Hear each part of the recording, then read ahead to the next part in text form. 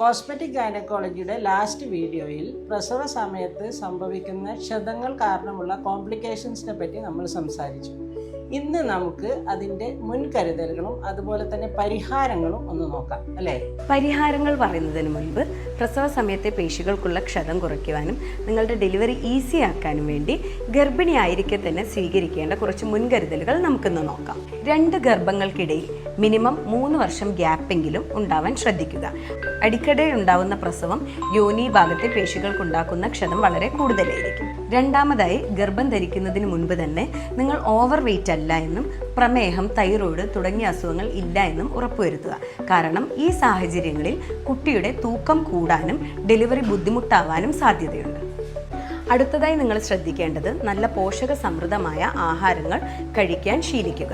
ഇതോടൊപ്പം തന്നെ ദിവസവും 2 മുതൽ 3 ലിറ്റർ വെള്ളം കുടിക്കേണ്ടതും അത്യാവശ്യമാണ്. ഇനി ഏറ്റവും ഇമ്പോർട്ടൻ്റ് ആയിട്ടുള്ള കാര്യമാണ് ഗർഭാവസ്ഥയിൽ നിങ്ങളുടെ ഡോക്ടറുടെ നിർദ്ദേശപ്രകാരം എക്സസൈസ് അത് എൻഷുർ ചെയ്യുക എന്നുള്ളത് വളരെ ഇമ്പോർട്ടൻ്റ് ആണ്. ഇത് ഗർഭസമയത്ത് നിങ്ങളുടെ പേശികൾക്ക് ബലം കൂട്ടുവാനും ഡെലിവറിക്കുള്ള നിങ്ങളുടെ സ്റ്റാമിന കൂട്ടുന്നതുമായിരിക്കും. പലരും ശ്രദ്ധിക്കാതെ പോകുന്ന മറ്റൊരു കാര്യമാണ് ഗർഭിണികളുടെ മാനസികാരോഗ്യം.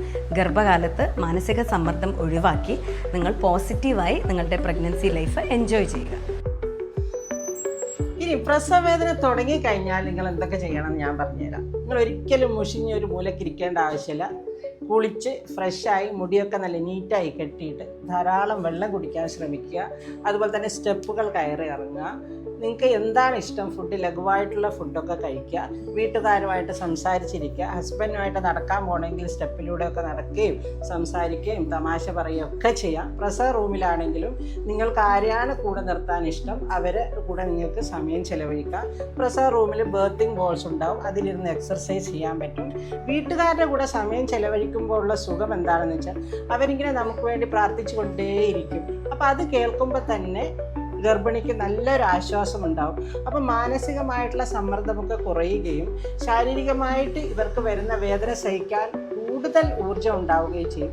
ഈ വക കാര്യങ്ങൾ ശ്രദ്ധിച്ചാൽ പ്രസവം വളരെ എളുപ്പമാകും എന്നാണ് പഠനങ്ങൾ വരെ തെളിയിച്ചിട്ടുള്ളത്. പ്രസവശേഷം സംഭവിക്കുന്ന മസിലുകളുടെ ക്ഷതങ്ങൾ കാരണം ഉണ്ടാവുന്ന കോംപ്ലിക്കേഷൻസിന് എന്തൊക്കെ പരിഹാരങ്ങൾ കോസ്മെറ്റിക് ഗൈനക്കോളജിയിലുണ്ട് എന്ന് നമ്മൾ അടുത്ത വീഡിയോയിൽ ഡിസ്കസ് ചെയ്യുന്നതായിരിക്കും.